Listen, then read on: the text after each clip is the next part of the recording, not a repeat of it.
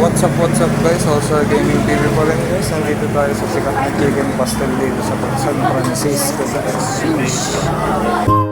Makikita nyo tong sikat na chicken pastel na to sa kabaan ng Tolentino guys sa San Francisco, Quezon City guys. Sheesh, maraming kumakain dito guys. Kita nyo naman. Masarap ang pastel nila dito, mura pa. 20 pesos lang guys. May pagpipilian kayo, regular tsaka spicy guys. Tapos may topping silang hard boiled egg tsaka fried egg guys. 15 pesos lang yan guys. Sheesh, maraming kumakain dyan guys. Bisitahin nyo na to guys. Ang pangalan ng store na to ay Pastilan Kayo. Sheesh, ang angas ng pangalan guys. Punta na kayo. Kaya bumisita na kayo dito guys. Masarap kumain dito guys. Sheesh, yan yung owner.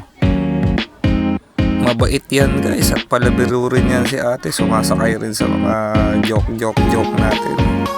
Order muna tayo. 5 piso na lang yan, baka meron na. Ha? 5 piso. Order tayong fried egg guys. Vlogger ka din. Paano masabi? Sa vlog ko na to. Gago!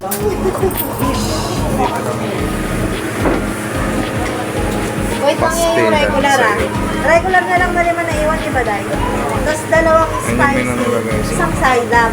Ito yung owner niya. Kaano? Antayin lang natin yung order niya. Kaano kasi yun? Dalawang spicy. Punta na kayo dito guys, San Ano mo Francisco. ilalagay?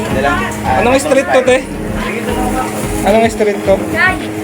Florentino? Ha? Tolentino guys, Tolentino. Ito na yung sa akin.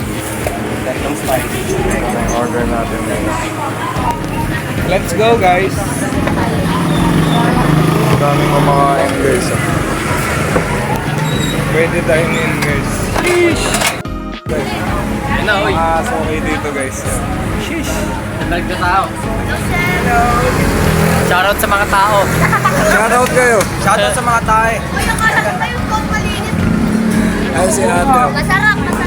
Masarap talaga dito. Lagi ako dito bumibili. Kaya na, leader namin. Follow niyo po si Kuya. Ano pangalan mo ba yan? All-Star Gaming. Jeremy? Anong pakiramdam? All-Star Gaming. Paano nyo na yung All-Star Gaming? Ito yung leader namin. Ah, yan yung leader. Yan namin siya. Mahina Ito yung kumain leader. yan. Gago!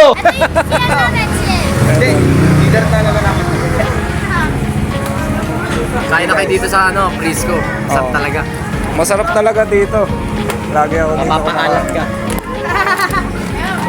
Nakakataba talaga ng puso yung hindi mo kaano-ano at hindi mo kilala yung pasusuporta sa'yo. Sad reality.